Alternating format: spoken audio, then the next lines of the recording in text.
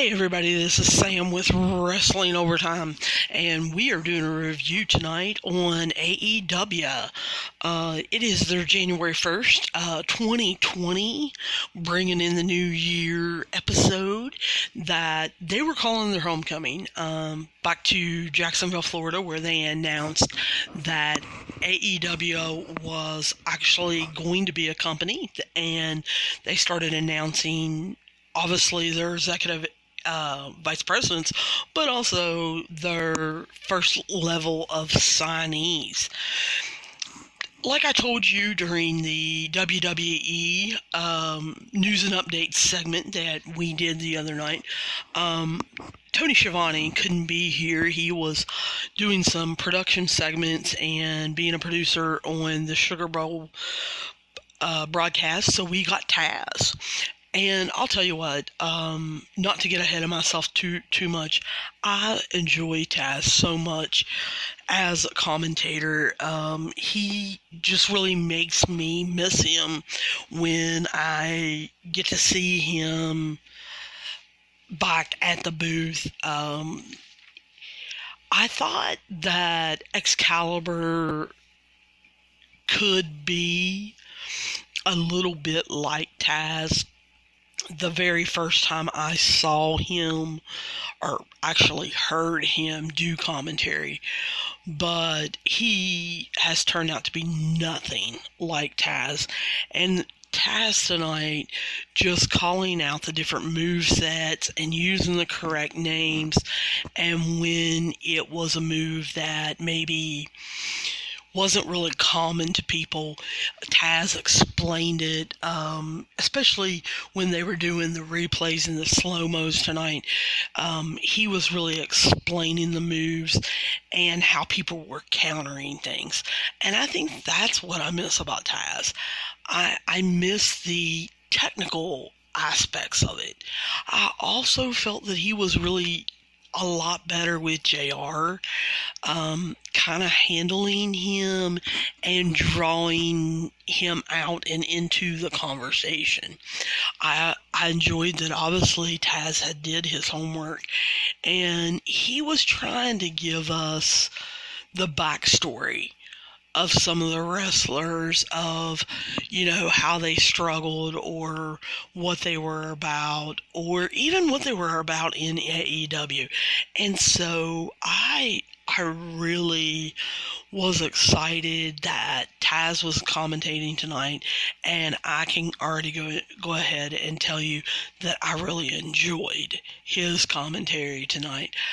I'm not saying, hey, let's kick Tony Schiavone off or anything like that. I just feel AEW is kind of in the growing stages, and they really don't know who or what they want. They've got Chris Van Vliet back, and he's supposed to be doing some interviews, but they also, and I'm forgetting her name, have a woman interviewer backstage, and Justin Roberts every once in a while steps in and interviews people, the ring announcer, and they've had different people on the announce booth, and I just really right now feel like that they haven't found their place. It's getting on my nerves a little bit that people have started this Wednesday Night War stuff, and they're comparing ratings all the time, and AEW, for the first time, its numbers had went down, and NXT beat them, and it was like a big, huge celebration thing.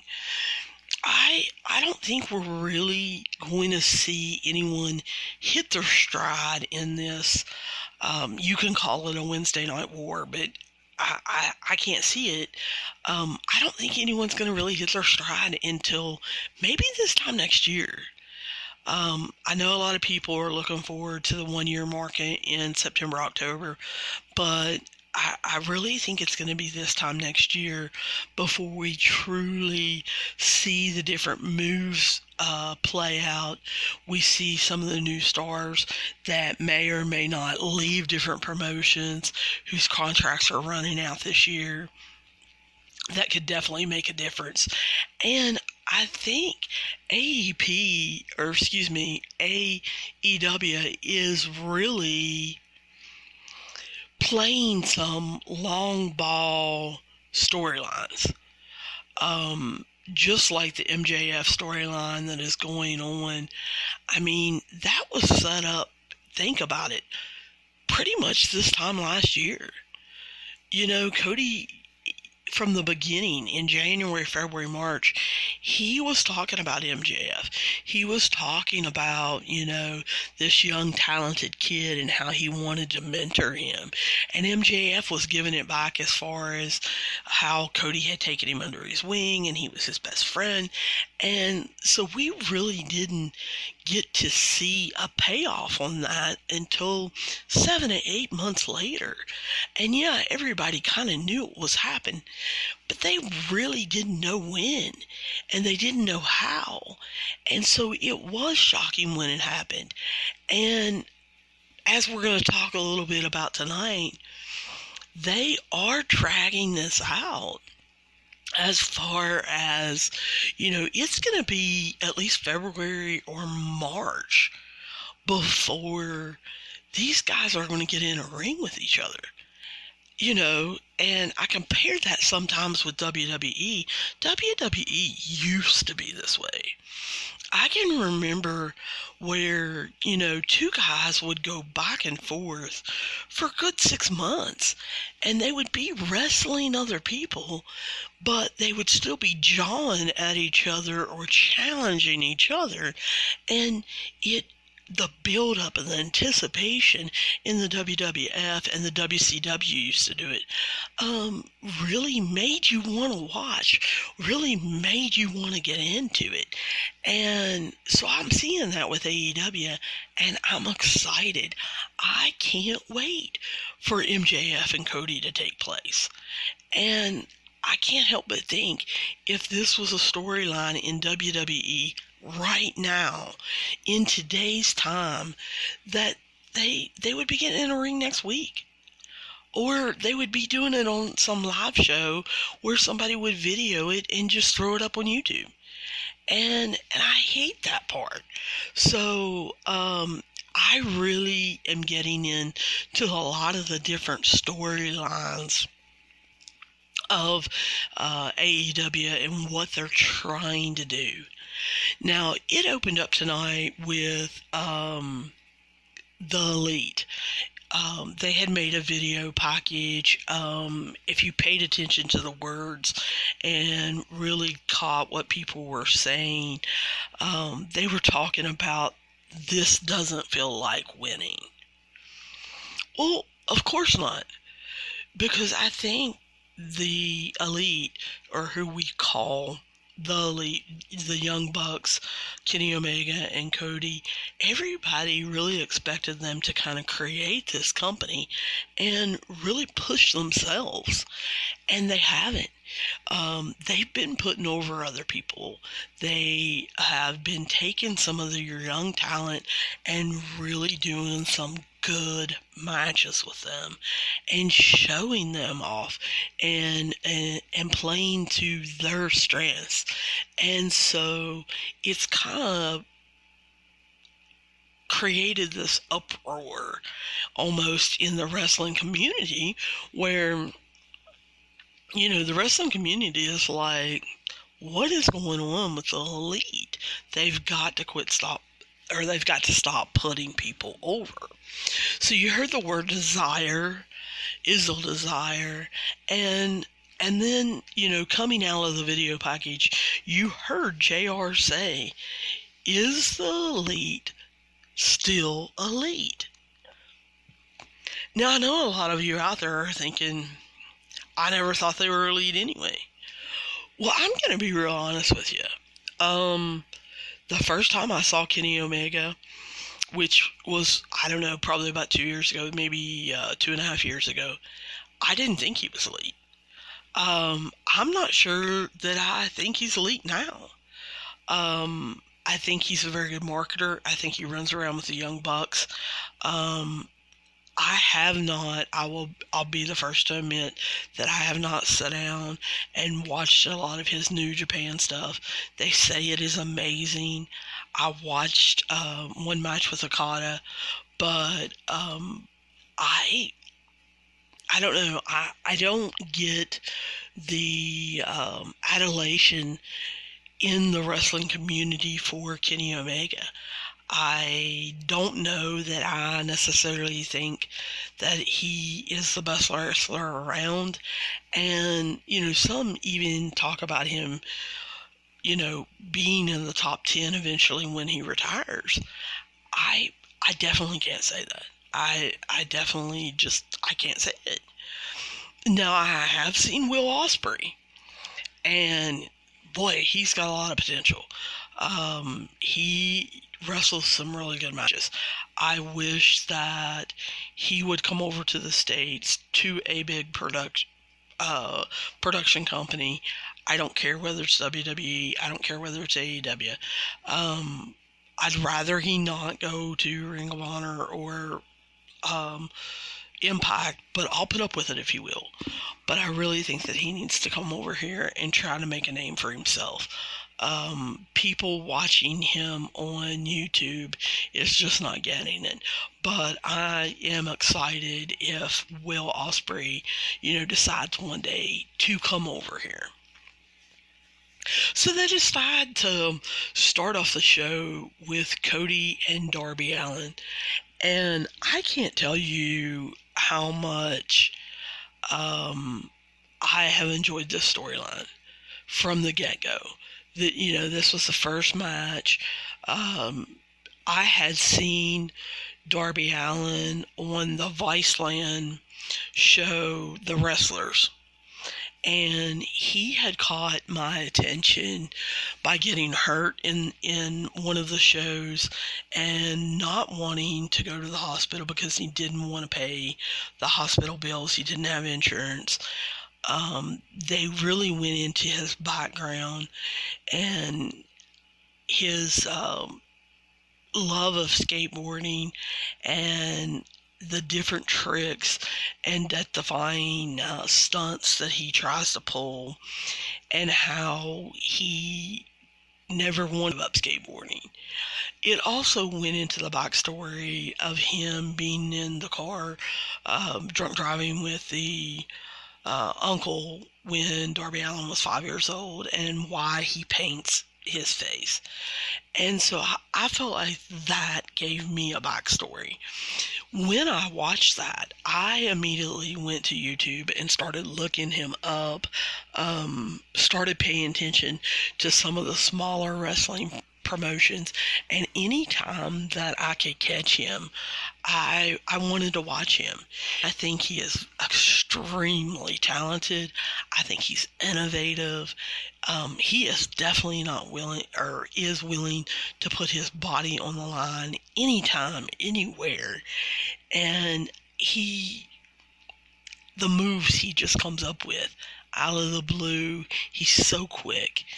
And so I cannot wait to watch him mature and see how things go. So with Cody choosing him as his first opponent and then allowing him to take him to a time limit draw in order for Darby Allin to pick up some steam, I really felt like Cody also saw that in him. So here we are. We've been waiting, 6 months? 7 months now for the rematch. Darby Allin was always wanting a rematch, but it was almost like Cody was always up to something else. So I've kind of been looking forward to this. And I'm going to be real honest with you.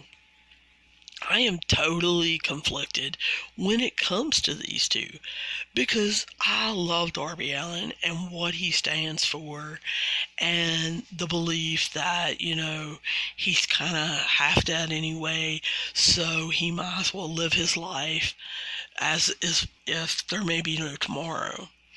And of course, I see myself, if you've read my personal Facebook page, you see that I feel like I have a personal connection with Cody as far as how influential his father was to him and how influential my father was to me, and how Cody kind of lost himself. At the very end of the WWE, he just really lost his passion. He lost himself. He lost kind of what he wanted to do, how he wanted to do it. He took a chance on himself, and he basically just left the WWE saying, hey, I don't know what I'm going to do, but I'm going to go do something. And he really made his mark on the indies, and then AEW has kind of fell in his lap with Tony Khan, and he is making his dreams come true. And through watching interviews with him and seeing how he's regained his passion has really inspired me to go back to coaching basketball and to go back to where my passion lies. And so I think I will always feel somewhat connected to Cody. So when these two have a match, I am just really conflicted. Interesting, even though I had heard it before, to actually see Iron Anderson, walking out with Cody. Cody had a new entrance tonight. Was just okay. I liked his old entrance. I liked him, coming out of the floor and doing his pose and everything. I really felt that Iron Anderson didn't really know what he was doing when they were coming down the ramp. He wasn't, I don't think he was sure what Cody was going to be doing and how the fans were going to react and everything. So, Iron Anderson he just looked out of place to me. I did enjoy, him covering his mouth with the paper once the match got started while he was giving Cody advice, and that he was actually acting like he was coaching and talking to them, and maybe he was helping produce the match. I don't know, but I did enjoy that part of it. I love when stories are told in the ring. I think I said that the other night with WWE. I enjoy when, you have an underdog or a babyface going up against a heel, or you have someone that you just don't think can win a match, and how they gain control. And I love that, how Cody and Darby Allin decided to tell this match was through body parts, and Darby focusing on Cody's left shoulder and repeatedly going back to it and back to it. And I feel like that makes it believable. And I know that when we sit down and we watch wrestling, that we really do need to suspend belief in and kind of go with the flow. But I feel like when they're working body parts, they're telling a story. They're telling the story of the underdog getting beat down and beat down and beat down, and then he has a little bit of a comeback. I really get into that, and so I thoroughly enjoyed this match. I am on the fence. I hated that Iron Anderson got involved, which caused, Darby, of course, to lose the match to Cody, getting pinned. And I don't know. I guess part of me wants Cody to win clean. I wanted this match to start the show off right and to really set the tone. And I didn't want Cody to have to cheat to win. And I don't know why I think that, but I did. I didn't want him cheating to win. And so that was a little bit of a letdown. Then the next match they bring out is the Fatal 4-Way of the women. And I don't I don't know if they had already publicized this, or they felt like they needed a women's match. Little confused here because, like we talked about on the WWE news and updates part of the WWE show, Chris Statlander had a previous engagement for bar wrestling and couldn't be there, and she was the number one contender. So to have number 2, number 3, and number 4 taking on the champion, logically, when you sit down and think about it, and you're thinking, hey, I'm going to be a wrestling booker, you pretty much know there's either going to be shenanigans or there is absolutely no way the champion's losing. And I just couldn't get into this match. Like I said, I felt like I kind of knew it was going to happen. No, I wasn't sure who was going to get pinned. I wasn't sure, exactly how different people were going to get taken out and stuff. But I was pretty sure Rio was going to win because, I can't see them having this Fatal 4-Way without Chris Statlander and giving the title to someone else. Now, I have to admit, Nyla Rose putting Shadia through the table and then putting Riho, through a table at the end, I mean, I can't help but mark out for that. Nyla Rose is a beast. She's just unbelievable. Part of me wishes that Kenny Omega was not so infatuated with Riho and that he wasn't running the women's division. I feel like that has been the weakest part of AEW. Again, I don't really like Kenny Omega. I don't know that he has an eye for talent. They didn't seem to be able to get too much big talent, and I don't feel like they're doing a lot with it. So I didn't think Rio needed to be the first women's champion. I was really thinking that they were going to bring out Awesome Kong or Nyla Rose as their first women's champion. And I know that a lot of people thought it was going to be Britt Baker, but I just feel like she's too new. I feel like she botches a lot. I don't know. Britt Baker took, the roll-up pin here, and I think that's the right move. I think they really almost need to bring Britt Baker down to earth and have her suffer a couple losses and drop in the rankings and get her focused maybe on wrestling and getting better. I know her gimmick is that she's a doctor in real life, that she's a dentist, that she has a working practice, and that if you go to Pittsburgh, Pennsylvania, that yes, she can be your dentist. I don't really care. I know that's bad. I know that's harsh. For those of you listening to me on the WWE the other night, I was a little harsh with them. I can't help it. I am not getting into Britt Baker's gimmick whatsoever.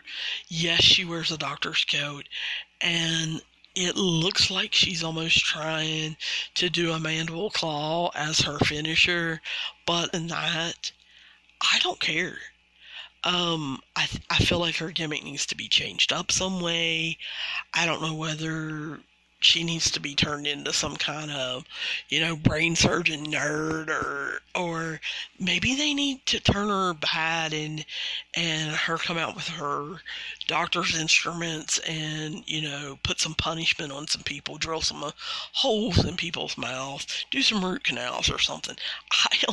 I don't know, but right now, Britt Baker for me is a total loss. The women's division, as far as I'm concerned, is a total loss. Yes, I know Brandy and Awesome Kong cutting people's hair and almost doing a little bit of a cult thing. They're trying to save the women's division, and it's helping a little bit, but I'm just going to be real honest with you. AEW is just overdoing it with, you've got Brandy running around kind of creating her little nightmare cult thing, and then you've got the Butcher, the Blade, and the Bunny now here, and who knows what they are or what they're doing. And then you've got the Dark Order and them doing commercials for Join the Dark Order, and it's a cult. I Sometimes I'm just like, AEW, what are we doing? This is getting ridiculous. We've got too many of the same gimmicks, too many of the same characters, and so we really need to figure some things out.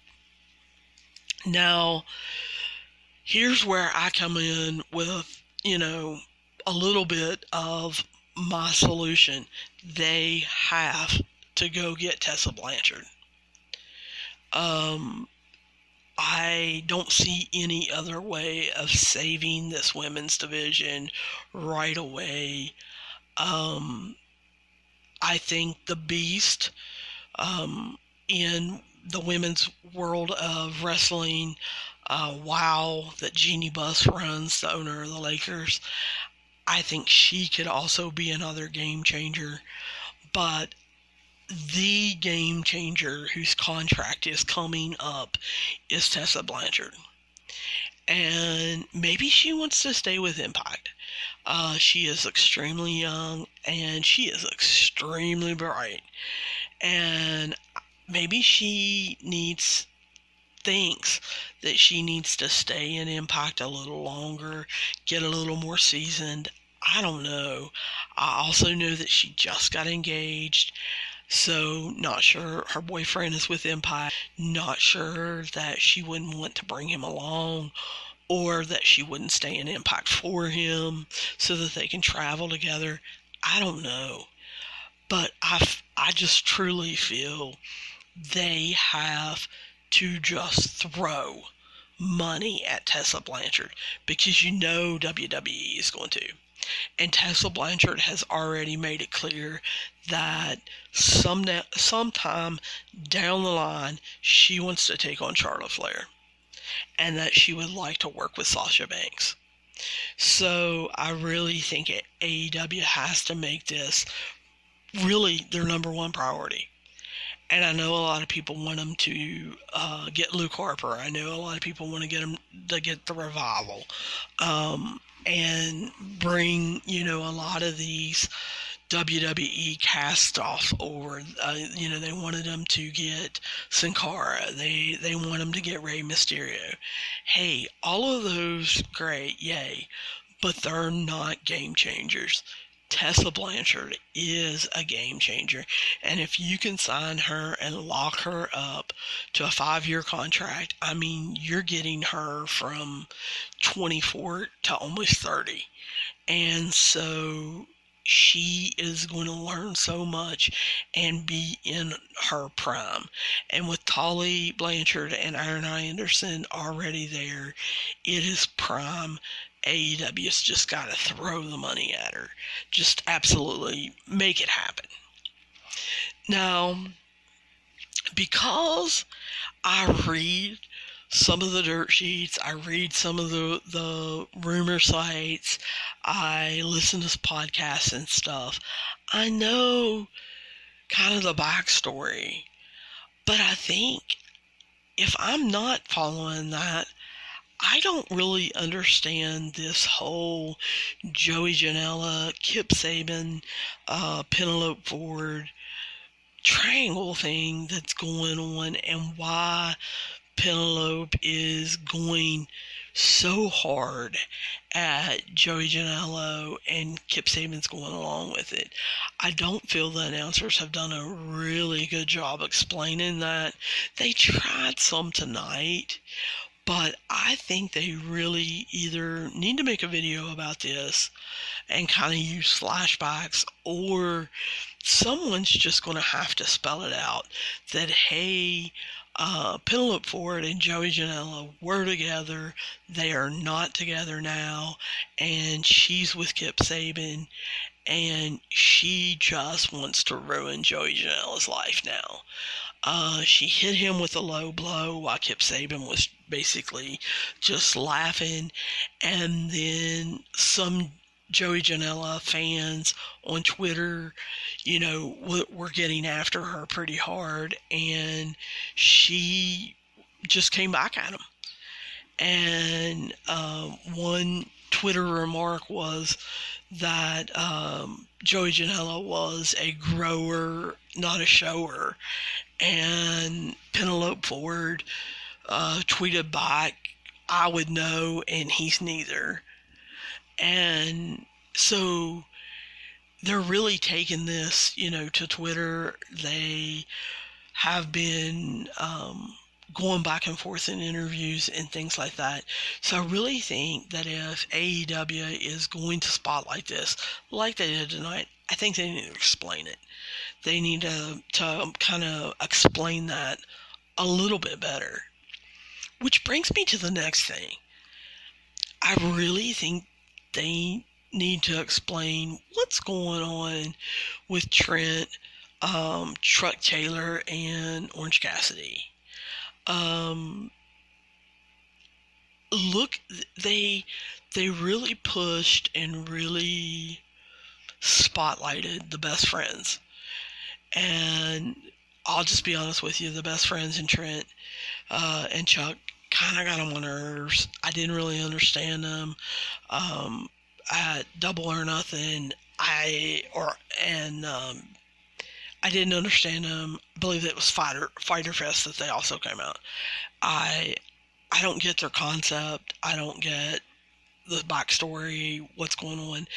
And then here, I don't know, in the last 3 or 4 months, Orange Cassidy showed up with them. Well, why? I don't really still understand his purpose with them. I thought that I love his comedy act. I love, how if somebody knocks his sunglasses off, that he just loses his mind and he becomes this ultimate wrestler. And when somebody puts his sunglasses back on, he's pretty much a slug. I don't think they've told that story. I feel like that these three, they didn't really know what to do, so they kind of threw them together. Well, now they're pushing Trent probably the last month in singles competitions. So are the best friends leaving? Are the best friends breaking up? What's going on? Is Chuck Taylor hurt?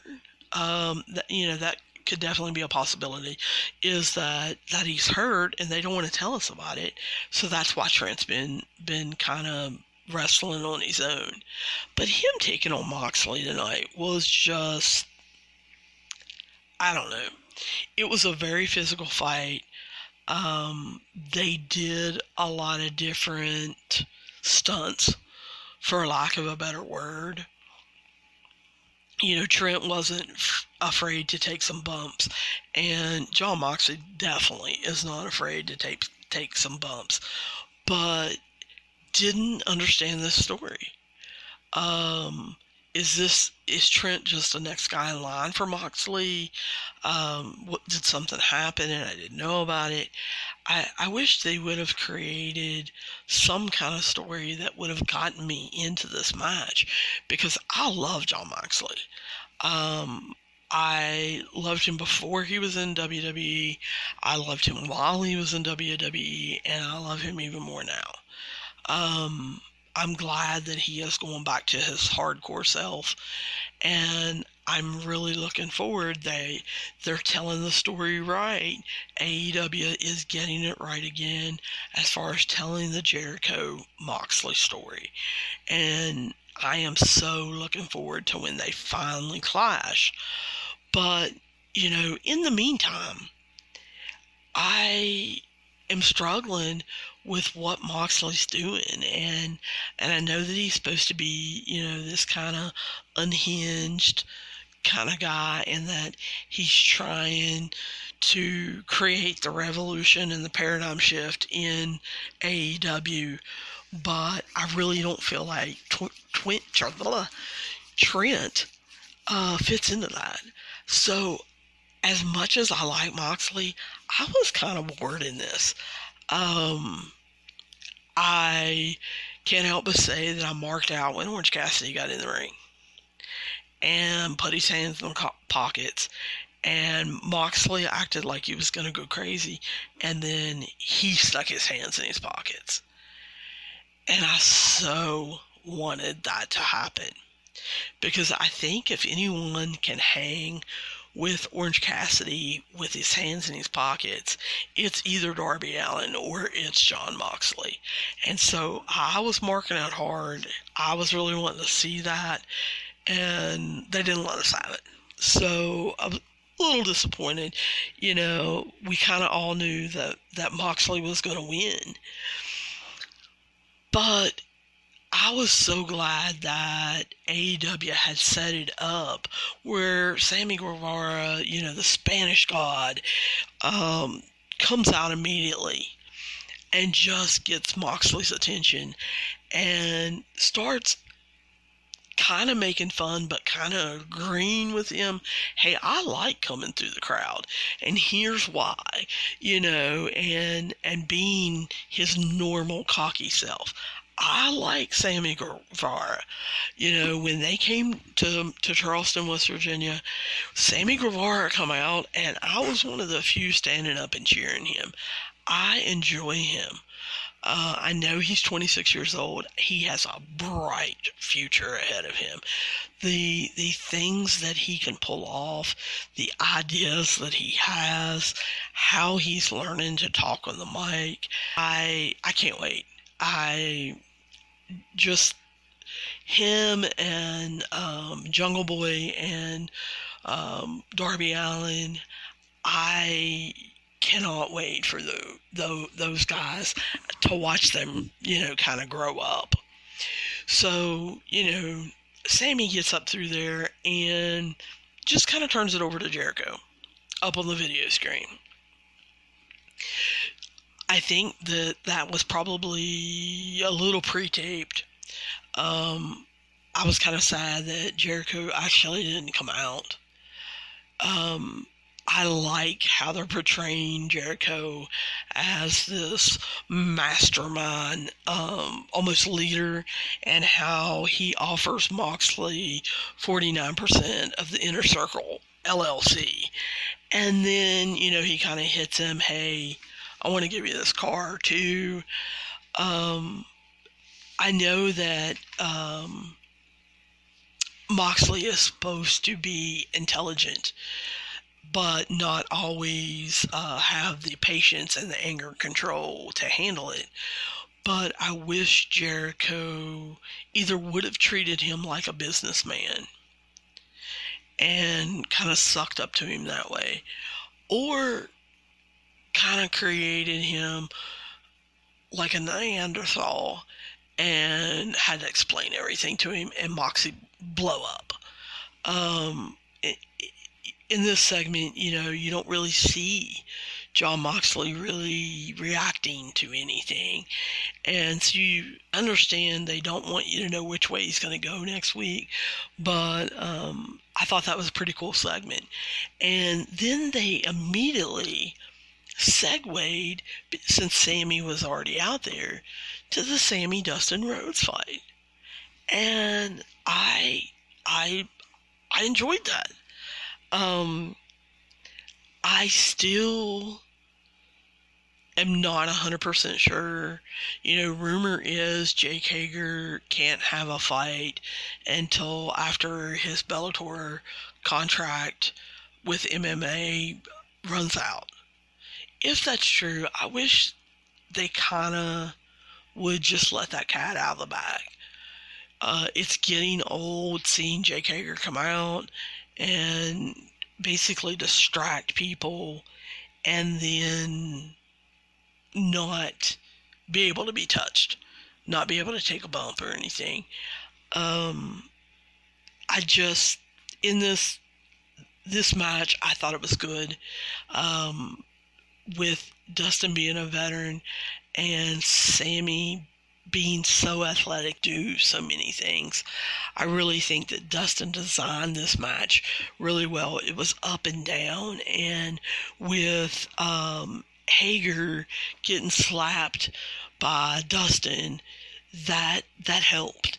That helped show that Dustin could get one up on him, and that he hadn't forgot that he had broke his arm. Again, with the low blow, a low blow once a show, or once every other show, or once every 3 shows is great. Having two, basically, I don't know, within 15, 20 minutes of each other, that's a little much. It's ridiculous. So, Hager coming in, throwing the low blow so that Sammy could win. I agree that Sammy needed to win. I agree that, the heels need to kind of stay on top on this one. I totally agree with that. And I agree that they don't want Sammy pinning Dustin clean, but maybe there should have been something else besides a low blow, going on there. Didn't really get the whole private party in the bar getting interviewed, and then Hangman Page coming from behind the bar being in his grumpy attitude and grabbing a drink. I kind of feel the same way about Private Party as I do Street Profits. I talked about that the other night on WWE's review.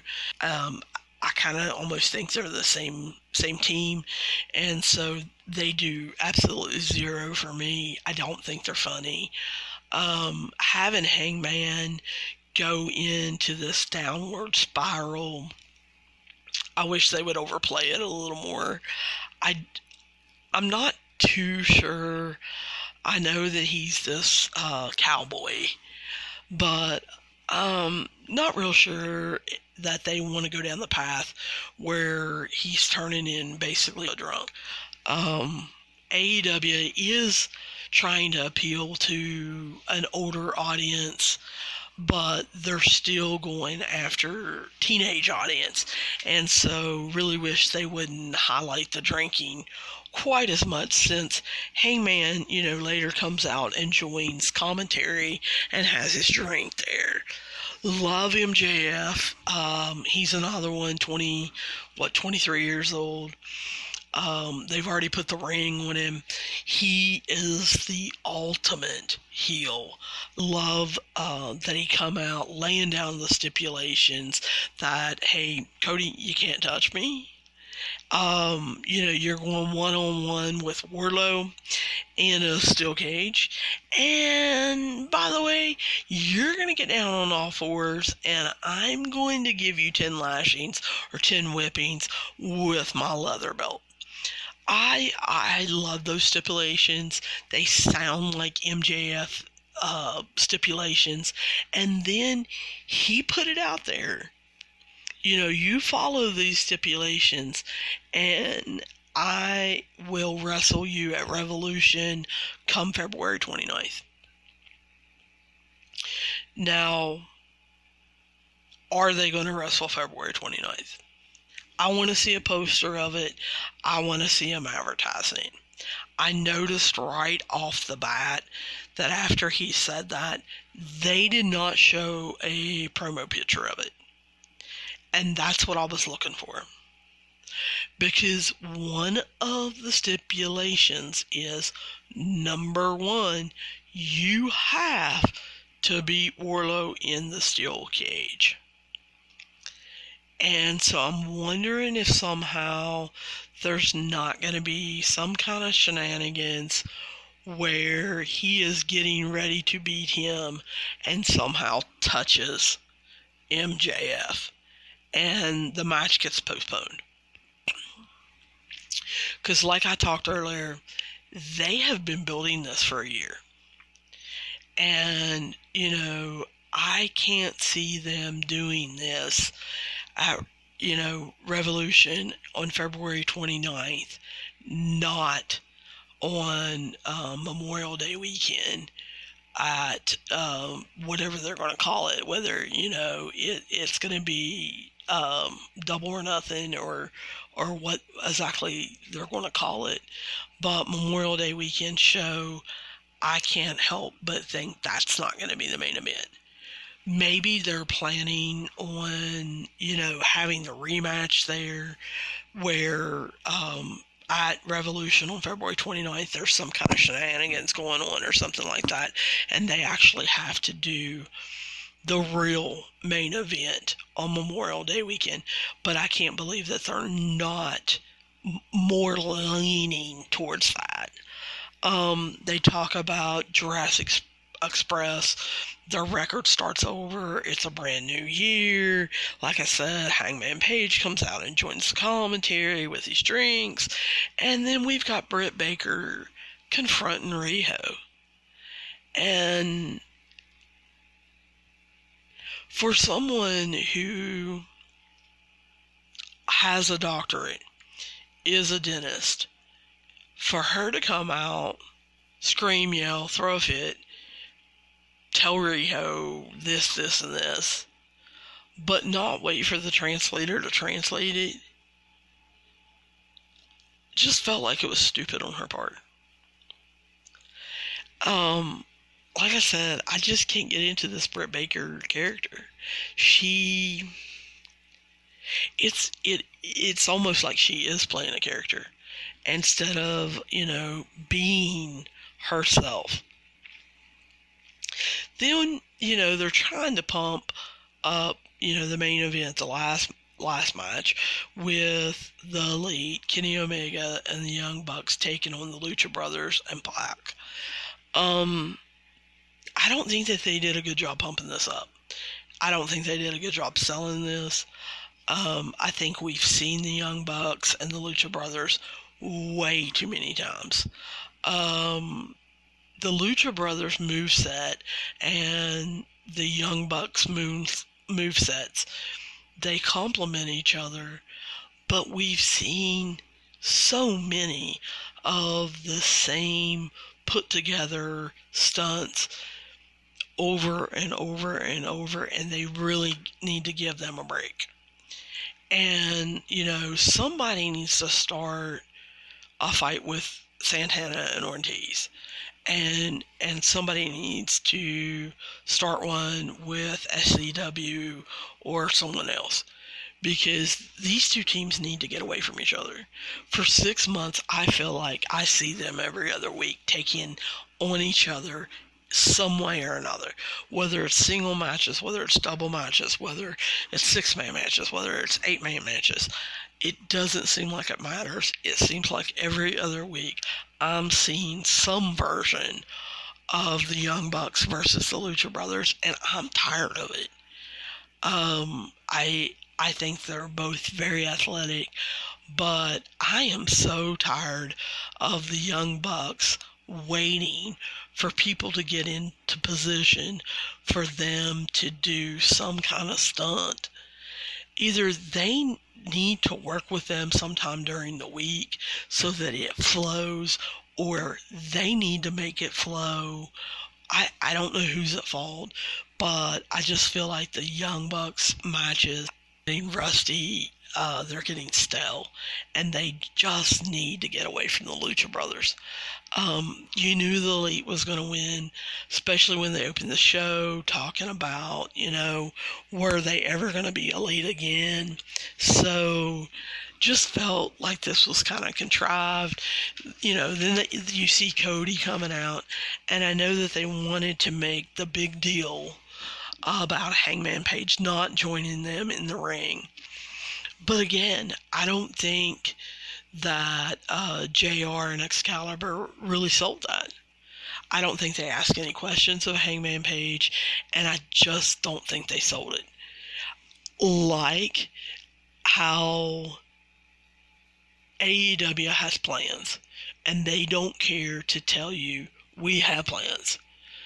And, if plans change sometime during the week, they don't care to tell you that and make an announcement about that.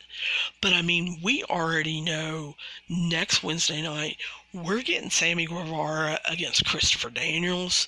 We're getting Chris Statlander against Riho. We're getting Cody and Dustin versus the Lucha Brothers. We're getting Hangman Page and Kenny Omega against Private Party. And then Moxley's going to give an answer to Jericho. We've got to set up for a show. And right now, I guess because it is newer, it's them going back to the old style, with them already announcing some matches, it makes me look forward to next Wednesday night. And so I kind of enjoy that. I really, really do. So let's just talk real quickly. I know we're hitting the 50-minute mark and you guys are squirming in your chairs. Let's just talk real quick about some quick news and updates. WWE stats came out. They said they had 141 title changes in 2019. And I looked at that and I said, oh, no way. Well, then when you read further, 83 of them were the 24/7 title, which was changing 3 and 4 times, a TV show. So I totally get that. But they still means there were 58 title changes in 2009. That's more than once a week. A title was changing more than once a week. And I find that hard to believe. I really do. You think about it. Becky has held the belt since WrestleMania. Yes, Becky 2 belts, lost one, but she has held one since WrestleMania. Shayna Baszler has held one all year. So I'm not 100% sure where they're getting this 58 times. Had to be a lot of the tag team titles. I know the women's tag team title has changed, 4 times this year. So, had to be some of the tag team titles. This doesn't surprise me. Kenny Omega is wanting to form a mixed tag team with Riho. He wants to make her the center of the women's division. And I'm sorry, she's 70 pounds? What's he gonna do? Pick her up and throw her at somebody or something? I am not in favor of this. If they want to bring and throw money, like I said, at Tessa Blanchard and put her with Chris Jericho, or put her with Moxley, or put her with MJF, then I am all for mixed tag teams. But Kenny Omega and Riho, I could care less about. Both of y'all can go on back to Japan, because I don't want you on my TV. I do not want to see a mixed tag team of those two. Ringside News came out with something, and it didn't shock me. I said it on the WWE review, that it was Vince McMahon behind this whole wedding fiasco. But I guess what shocked me was that someone come out and said it. Ringside News said that they had a WWE source that quoted, said Vince has wanted to do more crazy stories like this, but he's had to balance them out to satisfy the advertisers and the USA Network. He finally got what he wanted. And the overrun did nice numbers. And of course, we talked on the WWE review how ratings went up. So Vince is in a great mood. Vince thinks his crazy crap works. And you know what? Maybe it does, because people were rushing to YouTube to see it. People were tuning in to see it. And so maybe crazy is what the WWE needs to go to. And if they do, hey, that's cool. I will DVR it and fast forward through the parts that I just absolutely can't take, and AEW will just be my main wrestling thing. That doesn't bother me a bit. But I want to see if Vince had more crazy ideas than this. I am almost intrigued and want to see them. What can he come up with? They're sticking it out there. Somebody is leaking that Elias, they're wanting to put him in the Intercontinental title matches. They're wanting him to maybe possibly go after the WWE title, later this year. It looks like they're getting ready for a big Elias push. I don't know if a lot of you saw it. AEW is rewarding some of their superstars that are doing really good. They offered MJF a 5-year contract. They tore up the one that he signed last year and offered him a lot more money and a 5-year guaranteed contract. And of course, MJF took that and signed that right away. And then with our last news thing, they've been showing the promos, and the dirt sheets have been going wild. Sheamus is coming back Friday night on SmackDown, and I don't know who he's going to go after. I almost would like to see him go after Cesaro. But with Cesaro being in Sami Zayn's stable with Shinsuke, I don't think that'll happen. But eventually, who I want to see Sheamus work with, if he's back up to speed and is just as good as he used to be or better than he was, I want to see him and Drew McIntyre go after it. So that's going to wrap up AEW's review tonight. And I hope that you guys have a wonderful tomorrow. And I will see you with the WWE SmackDown review coming back at you later this week. Have a great one.